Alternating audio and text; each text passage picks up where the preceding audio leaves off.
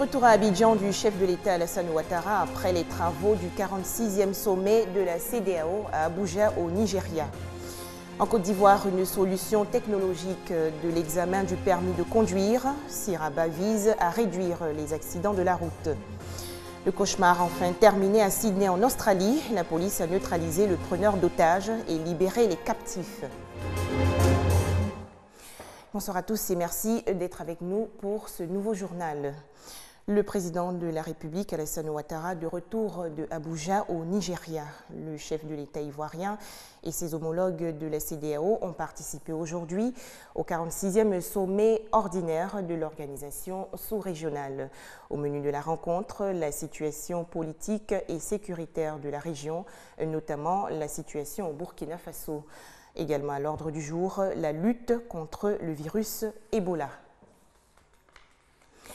Demain, 16 décembre 2014, une date à ne pas oublier car le pont autoroute à péage Henri Konan Bédié sera officiellement inauguré par le chef de l'État Alassane Ouattara. Je vous donne justement lecture de ce communiqué du ministère des Infrastructures économiques. Il porte à la connaissance des populations du district d'Abidjan que dans le cadre de l'inauguration du pont Henri Konan Bédié, les sections de voies ci-après seront fermées à la circulation le mardi 16 décembre 2014 de 16h à 21h. Les deux sens de circulation du boulevard Valéry Giscard d'Estaing entre les carrefours Orca et Webfontaine.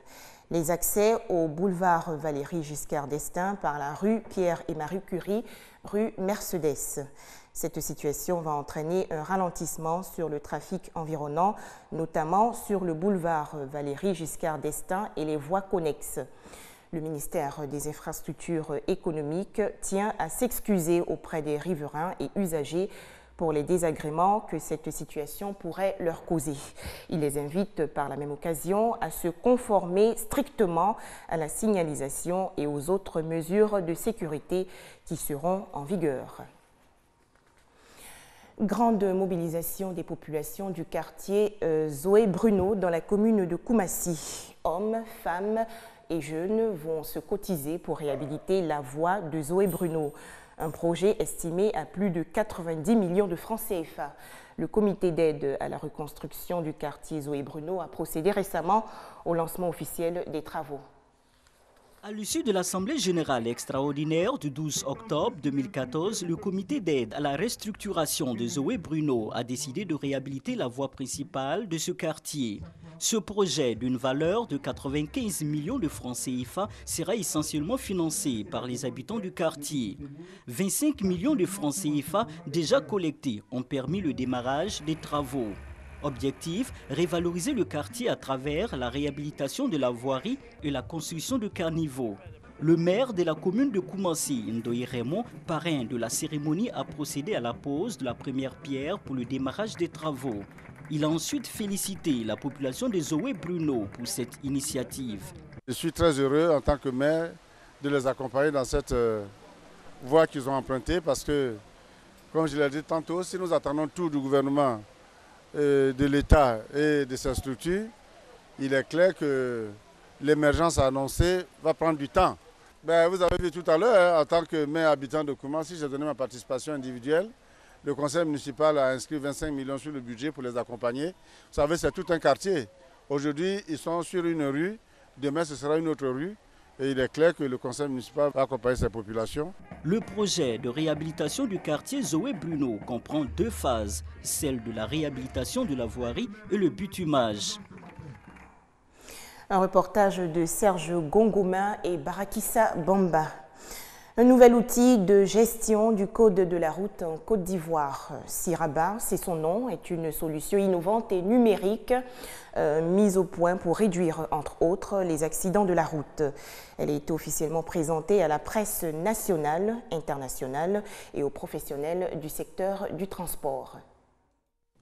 De nombreux accidents de la circulation sont le plus souvent dus à l'imprudence des usagers, mais surtout à la méconnaissance du code de la route. Certains automobilistes en circulation n'ont jamais été reçus à l'examen du code de la route, sauf par voie de fraude. Une situation qui jette le discrédit sur les permis de conduire délivrés. Solution donc trouvée par une structure du domaine des technologies de l'information et de la communication avec le projet Siraba, une plateforme de passation numérique de l'examen du code de la route. C'est une solution que nous mettons à disposition pour permettre de régler la question de la fraude qui a été constatée depuis un nombre d'années, de nombreuses années sur l'examen du code de la route. On voudrait quand même que, à partir de cette solution-là, les gens puissent mériter vraiment le code de la route. Derrière, on a un système informatique. C'est le système informatique qui vous envoie les questions. Les questions, je vais vous répondre aux questions. Si c'est juste, vous avez la note qu'il faut. Si c'est faux aussi, vous avez également la note qu'il faut. Et à la fin, vous avez la moyenne. Donc si la moyenne qu'on vous demande est inférieure à la moyenne qui est requise pour pouvoir obtenir l'examen du code de la route, vous êtes déclaré inapte. Si c'est au-delà, vous êtes déclaré admis. Donc, je veux dire, c'est la transparence totale. Donc, faire en sorte que, ces pratiques qui ont été constatées ces dernières années dans l'obtention surtout de l'examen du code de la route n'aient plus lieu dans nos pays. L'examen du code de la route est une étape importante pour l'obtention du permis de conduire. Le projet Siraba offre donc une gestion moderne, sécurisée et crédible. On faisait le point avec Konaté Moussa. Un tout autre sujet à présent. L'Union nationale des sociétés coopératives agricoles de Côte d'Ivoire veut professionnaliser davantage la gestion de ses activités. Et pour atteindre cet objectif, la structure a organisé récemment une assemblée générale. Au menu, l'harmonisation de ses statuts et règlements intérieurs aux normes OHADA. La rencontre s'est tenue à la Bibliothèque nationale dans la commune du Plateau. Qui veut aller louer ménage sa monture? Cette assertion, l'Union nationale des sociétés coopératives agricoles de Côte d'Ivoire, UNASO-CACI, l'a bien compris. Pour une meilleure professionnalisation de son activité, elle décide de se mettre aux normes des recommandations de l'OHADA. Cette assemblée générale vise donc à statuer sur les tests de l'Union et les règlements intérieurs en vue d'être plus crédibles devant les institutions nationales et internationales. Je suis très heureux que toutes les coopératives se soient déplacées. Ce qu'on attend maintenant, il faut bien remplir une petite condition qui est qu'il faut fournir tel papier. Le parrain de la cérémonie, Touré Ahmed Bois, se félicite pour cet esprit de professionnalisme. Il se dit prêt à accompagner l'UNASO-CACI dans sa mission de développement du secteur agricole. Je pense que les filières, je vais les pousser donc à aller vers l'objectif qui sont fixés devant la nation pour que le sérieux qui accompagne toujours les producteurs de café cacao, ce sérieux-là puisse être constaté encore une fois ici. À cette assemblée générale, il était aussi question du financement des coopératives. Une assurance a été donnée aux différentes coopératives qui composent l'UNASO-CACI quant à la disponibilité des fonds pour bien mener la campagne agricole. Un commentaire de Herman Niamien. Les disques jockeys et animateurs de Côte d'Ivoire, eux également, s'organisent. Pour sortir de l'informel, la corporation va procéder à un recensement de ses membres. Il s'agit d'identifier tous les disques jockeys et animateurs présents sur le territoire ivoirien. Cette opération va leur permettre, entre autres, de bénéficier d'une assurance maladie et d'un compte bancaire. On les appelle disc jockeys ou encore DJ. Ce sont eux qui mettent l'ambiance dans les maquis, bars et boîtes de nuit. Leur maîtrise du micro et des platines ne laisse personne indifférente, ce qui a permis à certains établissements de se faire une bonne réputation.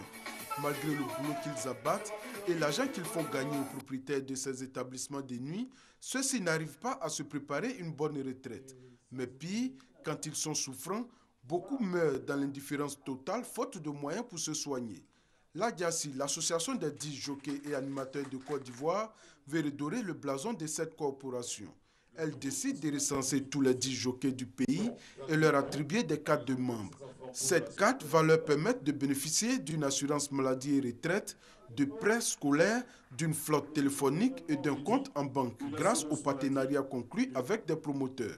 Les DJ vont à une autre étape, l'étape de la réorganisation, de la remobilisation et de la prise de cartes, de l'identification. Il faut identifier tous les DJ de Côte d'Ivoire. Nous sommes nombreux, on a plein de sections, on a 54 sections. Donc on a besoin de nous identifier, avoir une carte ADIASI et puis être officiellement reconnu. Je suis bien content pour nous les DJ. Enfin, nous aurons une banque vraiment qui va nous aider.